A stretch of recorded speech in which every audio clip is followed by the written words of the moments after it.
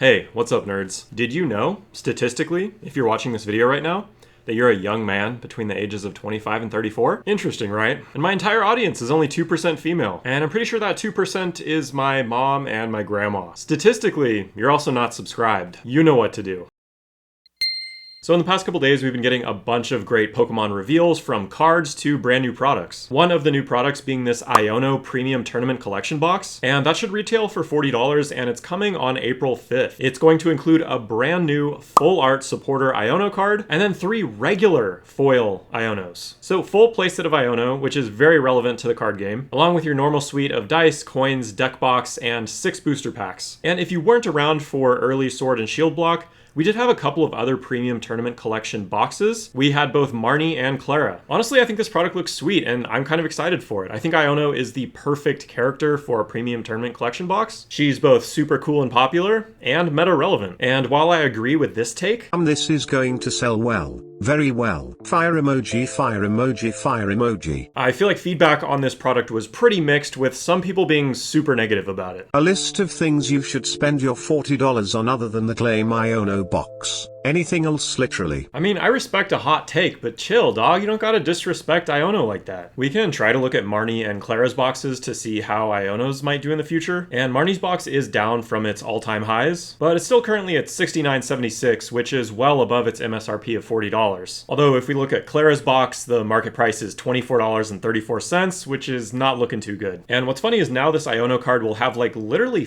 4 different variations of the card, but that can also be enticing to players because then they can play one copy of each different variant in their decks. Who knows how well the product will do, but it is still up for pre-order on Pokemon Center's website. But speaking of Marnie, Clara, Sword and Shield, and Pokemon investing, I thought this post on the Poke Investing subreddit was interesting. These are Sword and Shield 3-year price predictions, and this person says they simply analyzed box prices over time going back to the Black and White era in order to kind of project what they think might be values of Sword and Shield booster boxes in 3 years from now. And I thought the results were pretty interesting. As we would all guess, Evolving Skies will be the most expensive box in 3 years. But according to this Redditor, it doesn't actually have the highest growth potential, because for Fusion Strike, they've got an anticipated box price of $680, which is actually 4.76x in growth potential. And overall, I'm pretty bullish on Fusion Strike 2. I think it's pretty slept on, or at least it has been, but their second highest growth potential was Lost Origin.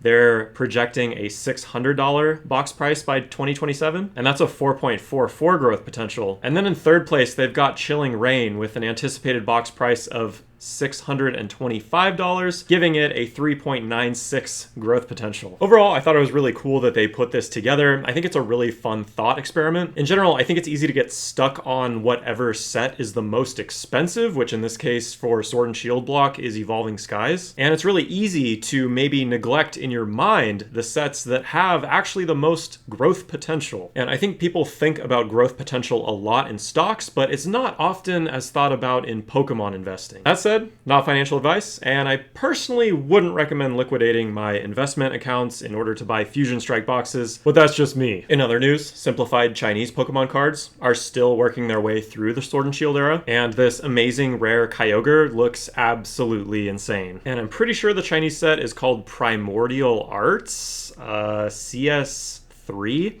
But who freaking knows, because Simplified Chinese sets are like the most confusing thing in the world. And in the West, we pretty much almost have no good sources of information about them. But personally, now I'm dying to see the rest of the amazing rares in Simplified Chinese. And last but not least, we had more spoilers from Wild Force and Cyber Judge. And in my last video talking about those sets, I was like actually wondering if Entei, Raikou, and Suicune are dogs or cats. And I found some clarification. The actual creator of the legendary beasts, Muneo Saito, did say he didn't want them to simply be animals. But it's very clear that he took inspiration from felines for their designs, with Entei being basically a lion, Raikou pretty much being tiger-like, and Suicune being based more so on a leopard. So, sorry, I'm gonna call this a W for Team Cats. But yeah, Wild Force and Cyber Judge come out in Japan in like a week, and then those same sets are gonna make up the English set Temporal Forces, which is gonna come out in March. So even if you don't engage with Japanese cards, these cards are gonna come to English eventually, so that's why it's kind of exciting to just see them way way ahead of time. And the biggest reveals were like these 2 SARs in my opinion. This one is Bianca's Sincerity, which looks like a very beautiful card. The art is cute. I think people really want this card. And then this one is Morty's Conviction, which obviously includes a Gengar front and center. Needless to say, this card will be extremely popular as well. And then we got a handful of ARs, including this Drampa. And I think this artwork is fantastic. For some reason, it's giving me like Neverending Story vibes, maybe? We also got Deerling and Sawsbuck. And of course, these are just really colorful, really beautiful artworks as well. We got our boy Snom over here looking all crystalline and HD and a little CGI-esque, but pretty cool nonetheless. And then Minchino and Cinchino. These sets are honestly looking super sweet. I think all these arts are fantastic, and I'm excited for these sets to come together for Temporal Forces in March. But do expect to start seeing these cards in your feeds like within the next few days probably, because Wild Force and Cyber Judge are just about to come out really soon. Also, Paldean Fates is finally about to drop, so expect to see a whole lot of baby shinies in your feed too. And that's basically it. You're up to date. Thanks for watching. See you in the next one. Peace.